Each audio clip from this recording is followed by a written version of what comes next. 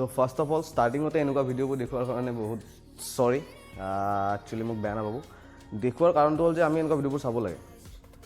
যাতে ভৱিষ্যতে কেতিয়াও জিমত গৈ ফুল ফৰ্ম লৈ এক্সাৰসাইজ নকৰো বা আনক দেখাবলৈ বা আনক দেখি ইগো লিফটিং বা হেভি ওয়েট লিফটিং নকৰো যাতে এনেকুৱা দুৰ্ঘটনাবোৰ আমাৰ লগত নহয়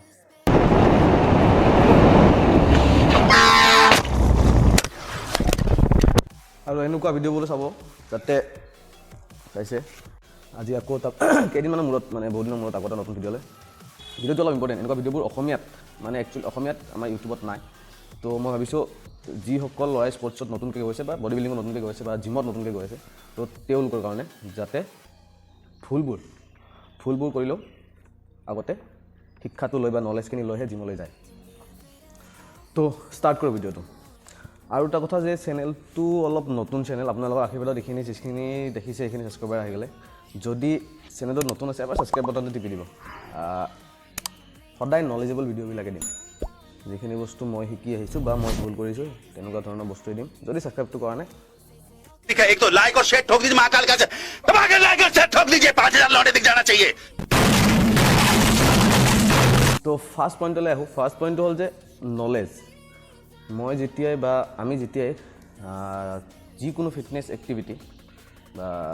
জিমলৈ নতুনকৈ আহোঁ ত'ত অহাৰ আগতে অকণমান হ'লেও 2-4টা ইউটিউবতে হওক ইউটিউবতে ভিডিঅ' চাওক নাইবা কোনো ট্ৰেইনাৰৰ পৰা মেণ্টৰৰ পৰা নলেজ অকণ হ'লেও নলেজ গেইন কৰিব বা জিমত যেতিয়াই গৈ তো যদি ষ্টাৰ্টিং আপুনি ফাৰ্ষ্ট টাইম গৈ আছে তো ট্ৰেইনাৰ এজন বা পাৰ্চনেল ট্ৰেইনাৰ এজন লোৱাটো খুব প্ৰয়োজন যাতে ফুল ফৰ্ম বা ইগো লিফটিঙৰ বাবে ডাঙৰ কোনো ইনজিউৰ্ড নহয় যদি আমাৰ শোল্ডাৰ মেক্সিমামলি ইনজিউৰ্ড হয় আমাৰ ইগো লিফটিঙত শোল্ডাৰ হয় ৰিচ হয় তো লাইফ টাইমৰ কাৰণে আপোনাৰ জিমৰ পৰা বাহিৰতো যাব লগা হ'ব পাৰে তো ইগো লিফটিং আৰু ফৰ্ম সদায় ঠিক ৰাখিব আমাৰ মেক্সিমাম জিমত এক্সিডেণ্ট হয় ফুল ফৰ্মত এক্সাৰচাইজ কৰাৰ কাৰণে বা আপুনি ইগো লিফটিং মানুহক দেখাই যেতিয়া মই হেভি প্ৰেছ কৰিব যাম তো মানুহক দেখাবলৈ জিমত অহাৰ কোনো প্ৰয়োজন নাই নিজৰ শৰীৰটোৰ কাৰণে জিমত অহা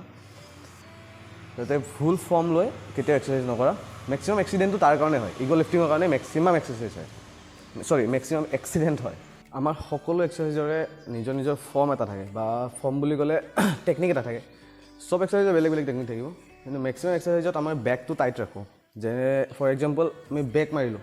বা পুল আপটো মাৰিলোঁ বা পুল ডাউন মাৰিলোঁ তো বেকটো টাইট থাকিব বেন অভাৰ ৰ মাৰিলোঁ বেক টাইট থাকিব বেঞ্চ প্ৰেছ মাৰিলোঁ বেক টাইট থাকিব চেষ্টটো অলপ ফুলি থাকিব বাইচেপ মাৰিলোঁ back tight again back tight যেতিয়া আমি আৰু এটা full squat most important exercise হয় তো ফুল স্কোৱাট যেতিয়া মাৰিম আমাৰ গৰাটো যোনটো কি বুলি কয় হিল বুলি কয় ফুট হিল যোনটো গৰাটো মাটিত সদায় টাচ হৈ থাকিব যদি মাটিৰ পৰা অলপো দাং খাইছে আপুনি ভাবিব আপোনাৰ ইনজিউৰ্ডৰ চান্সেছ 90% 95% আছে এক্সাৰচাইজ যেতিয়া আমি ষ্টাৰ্ট কৰিম জিমত আহিম এক্সাৰচাইজ ষ্টাৰ্ট কৰাৰ আগত ধৰি লওক 10 to 20 minutes warm up to most important warm আপটো কৰিবই কৰিব আৰু যদি আপোনাৰ কেতিয়াবা ট্ৰেইনাৰৰ অসুবিধা বা যিকোনো অসুবিধাত মোৰ লগত কথা পাতিব বিচাৰে দেন মোক DM মানে মোক মেছেজ কৰিব ইনষ্টাগ্ৰামৰ লিংকটো ডিছক্ৰিপশ্যনত মই দি থৈ দিম তো ইনষ্টাগ্ৰামত এবাৰ মেছেজ কৰি দিব যিকোনো প্ৰব্লেমত মই আপোনাৰ লগত সদায় হাজিৰ থাকিম আৰু এইকেইটা মাত্ৰ 2-4টাহে মই টেকনিক ক'লোঁ এনেকুৱা বহুত টেকনিক আছে যিটো এটা ভিডিঅ'ত মই ক'লে ভিডিঅ'টো বহুত দীঘলীয়া হৈ যাব জিম ষ্টাৰ্ট কৰাৰ আগতে মই ষ্টাৰ্টিঙতে কৈছিলোঁ মেণ্টৰ এজন বা ট্ৰেইনাৰ এজন ৰাখিব যাতে আপোনাৰ ষ্টাৰ্টিঙৰ মেক্সিমাম 3 মাহ বা 6 মাহ আপুনি ফৰ্মটো কমচে কম ঠিক কৰিব ল'ব পাৰে ফৰ্ম ঠিক নোহোৱালৈকে আপোনাৰ ইনজিউৰ্ড হোৱাৰ চান্সেছ বহুত থাকিব তো যদি আপোনাৰ বাজেট কম ট্ৰেইনাৰ ল'ব পৰা নাই বা মেণ্টৰ বিচাৰি পোৱা নাই ভাল মেণ্টৰো পোৱা নাই ভাল মেণ্টৰ পোৱাটো বহুত টান তো ভাল মেণ্টৰ পোৱা নাই বা ভাল ট্ৰেইনাৰ পোৱা নাই তো য'ত চাই আছে মোৰ ভিডিঅ'টো ইউটিউবত বহুত ভাল ট্ৰেইনাৰ আছে মই দুজনৰ নাম কৈ দিছোঁ আপোনাৰ য়তীন্দ্ৰ সিং ছাৰ আৰু মুকেশ গাহলত গুৰুজী ছাৰ তো যিকোনো প্ৰকাৰে হওক নলেজটো লৈহে জিমত সোমাওক আকৌ এটা নেক্সট পইণ্টটো হ'ল এক্সপেঞ্চ জিমৰ নামত মোৰ হিচাপত যদি আপোনাৰ বাজেট কম তো জিমৰ নামত খৰচ কৰিব নালাগে খৰচ কৰিব কিয় নালাগে যদি আপোনাৰ লগত দুটা ডাম্বেল বা 2-4টা ডাম্বেল এডাল বাৰ পুল আপছ বাৰটো যোনটো আমি হেংগিং কৰোঁ পুল আপছ বাৰটো এইখিনি যদি আছে চাফিচিয়েণ্ট আপোনাৰ কাৰণে এডাল সৰু বাৰ ল'ব চেষ্ট মাউণ্ট এডাল ডাঙৰ বাৰ বেঞ্চ এখন এইখিনিতে মই নিজৰ ফিটনেছটো মেইনটেইন কৰিব পাৰোঁ মই বুলি নহয় আপুনি সকলোৱে এইখিনি চাফিচিয়েণ্ট বস্তুৰে নিজৰ ফিটনেছটো মেইনটেইন কৰিব পাৰিব হেভি মেচিনাৰী বা এক্সপেঞ্চিভ বস্তু কেতিয়া লাগে যেতিয়া আপুনি বডি বিল্ডিঙত গৈ আছে বা ষ্টেজ পাৰফৰ্ম কৰিব তো বহুতখিনি বস্তু আহি পৰে যেতিয়া সৰু সৰু মাছলছ কিছুমান ডেভেলপ কৰিব লগা হয় তো তাৰ কাৰণে মেচিনাৰী বহুতখিনি প্ৰয়োজন হৈ যায় যদি আপুনি নৰ্মেলি ফিটনেছ মেইনটেইন কৰিম বুলি ভাবিছে তো ইমান এক্সপেঞ্চিভ জিমৰ কোনো প্ৰয়োজন নাই এক্সপেঞ্চ কৰক তো ডাইটত এক্সপেঞ্চ কৰক জিমৰ নামত এক্সপেঞ্চ কৰি মোৰ হিচাপত যদি বৰ্তমান এনেই ফিটনেছটো মেইনটেইন কৰিম বুলি ভাবিছে এক্সপেঞ্চ কৰাৰ কোনো প্ৰয়োজন নাই ওকে নেক্সট পইণ্টটো হ'ল প্ৰ'টিন যদি আমি প্ৰ'টিন নাখাওঁ তো বডি গ্ৰ' একেবাৰে নহ'ব তো প্ৰ'টিন মানে কি একচুৱেলি প্ৰ'টিন মানে তোমাৰ অকল আমাৰ যোনটো আমাৰ নৰ্মেলি মানুহবিলাকে ভাবে ছাপ্লিমেণ্ট বুলি ভাবোঁ তো প্ৰ'টিন মানে অকল ছাপ্লিমেণ্টেশ্যন নহয় প্ৰ'টিন আমাৰ হ'ল পনীৰ মাটন চিকেন কণী যি হওক প্ৰ'টিন থকা ডায়েটবোৰ মেক্সিমাম প্ৰয়োজন তো অকল নাভাবিব যে অকল ছাপ্লিমেণ্টতেই প্ৰ'টিন থাকে এভৰি ডায়েটত এক্সাৰচাইজ কৰোঁ বা নকৰোঁ এভৰি ডায়েটত অকণমান পৰিমাণে হ'লেও প্ৰ'টিন থকাটো প্ৰয়োজন যদি এক্সাৰচাইজ কৰি আছে তো নিজৰ ৱেইট হিচাপত কিমানখিনি প্ৰ'টিন খাব লাগে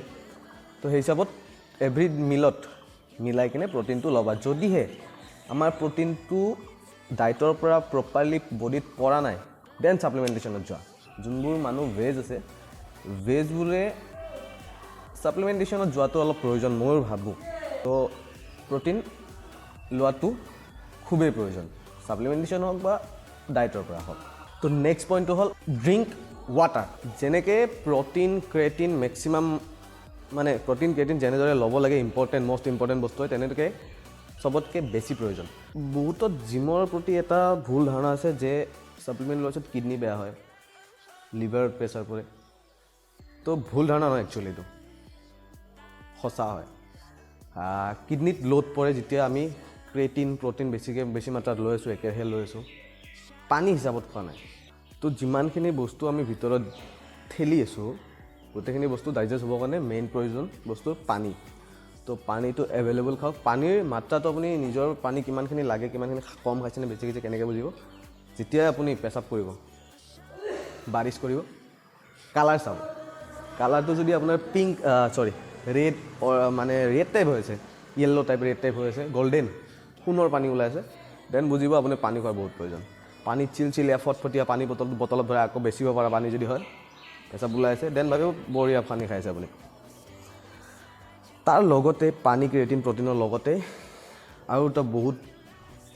ইম্পৰ্টেণ্ট বস্তু হ'ল ফ্ৰুইটছ আৰু ভেজিটেবলছ যিখিনি ভিটামিনছ মিনাৰেলছ লাগে পানীৰ পৰাতো মিনাৰেলছ আহিবই তো ফ্ৰুইটছ ভিটামিনছৰ কাৰণে ফ্ৰুইটছ আৰু শাক পাচলিটো খোৱা প্ৰয়োজন নেক্সট পইণ্টটো অলপ এক্সাৰচাইজৰ ওপৰত বেছি দীঘলে নকৰোঁ শ্বৰ্ট কৰি দিছোঁ এক্সাৰচাইজৰ ওপৰত মানে আমি যেতিয়া এক্সাৰচাইজ কৰোঁ এক্সাৰচাইজৰ দুটা ভাগ থাকে কম্পাউণ্ড মুভমেণ্ট আইচলেশ্যন মুভমেণ্ট তো আইচলেশ্যন মুভমেণ্টটোৰ প্ৰথমত যাওঁ আইচলেশ্যন মুভমেণ্ট কি হয় যোনটো এক্সাৰচাইজত আমি এটা মাছলছ বা এটা জইণ্ট হিলাই যেনে বাইচেপ মাৰিছোঁ অনলি মোৰ এলব'টো হিলি আছে ঠিক আছে তো যোনটো এক্সাৰচাইজত এটা জইণ্ট বা এটা মাছলছৰ এক্সাৰচাইজ কৰোঁ তো এইটোক আমি আইচলেশ্যন এক্সাৰচাইজ বুলি কওঁ আইচলেশ্যন মুভমেণ্ট বুলি কওঁ ফৰ এক্সাম্পল বাইচেপ মাৰিব পাৰোঁ ট্ৰাইচেপতো হ'ব প্ৰেছ ডাউন ট্ৰাইচেপছ আৰু নেক্সটটো হ'ল কম্পাউণ্ড এক্সাৰচাইজ তো কম্পাউণ্ড মুভমেণ্টটো হ'ল যোনবোৰ এক্সাৰচাইজত আমি 2-4টা 5টা মেক্সিমাম এটাতকৈ বেছি জইণ্টৰ বা মাছলছক ইনভলভ কৰি এক্সাৰচাইজটো কৰোঁ সেইটো হৈ যায় আমাৰ কম্পাউণ্ড এক্সাৰচাইজ বা কম্পাউণ্ড মুভমেণ্ট বাৰ মুভমেণ্ট ওলাই আহিছে তো কম্পাউণ্ড মুভমেণ্ট ফৰ এক্সাম্পল আপোনাৰ ডেডলিফ্ট হ'ল শ্ব'ল্ডাৰ প্ৰেছ বেঞ্চ প্ৰেছ তো এইবোৰ এক্সাৰচাইজত কি হয় ডেডলিফ্ট মাৰিলে মোৰ বেক ডেল্ট বেক তাৰপিছত ৰিয়াৰ বেক হেমষ্ট্ৰিংছ শ্ব'ল্ডাৰ ফ্ৰণ্ট শ্ব'ল্ডাৰ অলপ ৰিচত মেক্সিমাম মাছলছত প্ৰেছাৰটো পৰে ফুল স্কোৱাডতো ছেইম বেঞ্চ প্ৰেছতো শ্বল্ডাৰ পৰিব ট্ৰাইচেপছ পৰিব ৰিষ্ট পৰিব চেষ্ট পৰিব ফ্ৰণ্ট শ্বল্ডাৰ পৰিব তো যিবোৰ এক্সাৰচাইজত মই 2-4টা মাছলছ বা 2-4টা জইণ্ট ইউজ কৰি কিনে এক্সাৰচাইজটো কৰিছোঁ এইটোকে কয়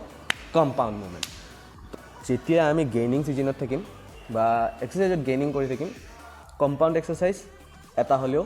ৰাখিব আৰু নৰ্মেলি ক'বলৈ গ'লে যদি ধৰি লওক আপুনি বেঞ্চ মানে চেষ্ট কৰি আছে চেষ্ট ষ্টাৰ্ট কৰাৰ আগতে আপুনি ভাবি ল'ব কোনটো এক্সাৰচাইজত মোৰ কম্পাউণ্ড এক্সাৰচাইজ হৈ আছে তো ফাৰ্ষ্ট ষ্টাৰ্টিংটো কম্পাউণ্ডৰ পৰা ষ্টাৰ্ট কৰক ৱাৰ্ম আপটো প্ৰথমে বঢ়িয়াকৈ কৰি লওক বডি হিট কৰি লওক তাৰপিছত কম্পাউণ্ডৰ পৰা এক্সাৰচাইজ ষ্টাৰ্ট কৰক যাতে আপোনাৰ গোটেই অল অভাৰ বডিৰ ষ্ট্ৰেংথটো ইনক্ৰিজ হয় ষ্টেমিনা বাঢ়িব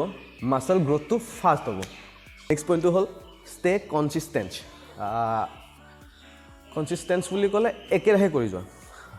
যিকোনো বস্তুতে আমি লাগোঁ ষ্টাৰ্টিঙত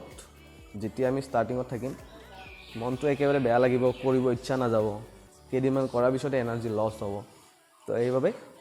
কনচিষ্টেঞ্চ থকা আজি নহয় কালি নহয় পৰহি ৰিজাল্ট চিয়'ৰ পাবা কনচিষ্টেণ্ট বুলি ক'লে উইকত মিনিমাম 4 দিন এক্সাৰচাইজ কৰা মিনিমাম 4 দিন যেনেকৈ কি হওক 4 দিন এক্সাৰচাইজ কৰাই আৰু এক্সাৰচাইজ কৰিব মন নোযোৱা কাৰণটো হ'ল আমি যেতিয়া জিমত বিগিনাৰ্ছ থাকিম মানে যেতিয়াই নতুনকৈ ল'ৰাজন আহিব গোটেই জোৰ লগাই দিয়ে তো গোটেই জোৰ নলগাবা কালিৰ কাৰণে আৰু অলপ এক্সাৰচাইজ থৈ দিবা যাতে মনটোত লাগি থাকে যে আজি কমপ্লিট নহ'ল কালি আকৌ মাৰিব লাগে তো এনেকৈ 3 মাহমান কমপ্লিট কৰি দিয়া তাৰপিছত কমপ্লিট এক্সাৰচাইজ কৰা যি এনেকৈ কৰা তোমাৰ আদত বনি যাব 3 মাহ এক্সাৰচাইজ একেলগে কৰা তোমাৰ যেতিয়া আইনাৰ আগত নিজকে চাই কিনে তোমাৰ কিবা এটাতো ফিল হ'ব চিয়'ৰ 100% কিবা এটা ফিল হ'ব 3 মাহ কনচিষ্টেণ্ট এক্সাৰচাইজ কৰা ভাল ডায়েট লোৱা আইনাৰ আগত আহা চোৱা বডিটো নিজৰ পজিং কৰা অলপ চলপ হ'লেও পজিং কৰা লাজ লাগে পজিং কৰিলে ষ্টাৰ্টিঙত পজিং কৰিলে আমাৰ মাছলছ গ্ৰ'থটো বহুত ভাল পজিং কৰি চোৱা তো যদি 3 মাহৰ পিছলৈকেও তোমাৰ বডিত একো এফেক্টে অহা নাই মানে তুমি বুজা নাই তোমাৰ বডিত কি চলি আছে কেনেকুৱা হৈ আছে তুমি আইনাত চাই কিনে তোমাৰ লগা নাই যে ষ্টাৰ্টিঙত যেনেকুৱা আছিলোঁ এতিয়াতো এনেকুৱাই হৈছে কি হ'ল মোৰ 3 মাহ জিম মাৰি জিমটো বাদ দিব নালাগে তুমি কিবা এটাতো ভুল কৰি আছা আকৌ এবাৰ কওঁ যদিহে তোমাৰ যিকোনো প্ৰকাৰত এক্সাৰচাইজত বা বাজেটত হওক যিকোনো প্ৰকাৰে যিকোনো প্ৰব্লেম হ'লে ইনষ্টা লিংকটো তলত দিয়াই আছে প্ৰথমতে কৈছিলোঁ ইনষ্টাত মোক এবাৰ DM কৰা সঁচাকৈ কৈছোঁ মই তোমাৰ সকলো প্ৰব্লেম ছল্ভ কৰাই দিম যিমান দূৰ মোৰ সম্ভৱ হয় যিমান দূৰ মোৰ সম্ভৱ হয় মোৰ ফালৰ পৰা মই বহুত সহায় কৰিম তো সেইটো কাৰণে ফাৰ্ষ্ট ষ্টাৰ্টিঙত মই আকৌ এবাৰ কৈছিলোঁ যে মেণ্টৰ ট্ৰেইনাৰ বা গাইড এজন লোৱা বহুত প্ৰয়োজন তোমাৰ যিখিনি ভুল হৈছে তোমাক গাইডে ক'ব তুমি গৈয়ে জিমত গৈয়ে 2-4টা ভিডিঅ' চাই এক্সাৰচাইজ কৰা ষ্টাৰ্ট নকৰিবা কেতিয়াও তো ষ্টাৰ্টিঙৰ কেইদিনত নিজৰ মাছলছটো ষ্ট্ৰেংথ ইনক্ৰিজ কৰা হ'ল মাছলছ মাৰা আহিয়ে প্ৰথম দিনা আহি মই আজি চেষ্ট মাৰিম চেষ্ট মাৰিলা কালি বিষত উঠিব পৰা নাই তো মাৰাৰ কি প্ৰয়োজন এনেকুৱা এক্সাৰচাইজ যিটো কাৰণে নেক্সট দিনা তোমাৰ জিম ক্ষতি হৈছে তো এনেকৈ এক্সাৰচাইজ কেতিয়াও নকৰিবা যাতে আজি কৰাৰ পিছত তোমাৰ কালি আকৌ লাগি থাকে যে আজি আকৌ কৰিব লাগিছে কালি আধাটো নকৰিলোঁ আজি আধাখিনি কৰিম তো ষ্টে আকৌ এবাৰ ক'লোঁ ষ্টে কনচিষ্টেঞ্চ লাগি গৈ থাকা মই সেইটো কাৰণে অলপমান বহি যাব লগা হ'ল বাকী যি হওক ধন্যবাদ ইমান দূৰলৈকে চোৱাৰ বাবে নতুন ভিডিঅ' আকৌ আহিব কমেণ্ট নকৰে অলপ কমেণ্টটো কৰি দিব বাকী ভাল লাগিছে যদি লাইকটো দি দিব ছাবস্ক্ৰাইব কৰা নাই যদি এবাৰ ছাবস্ক্ৰাইব কৰি দিব থেংক ইউ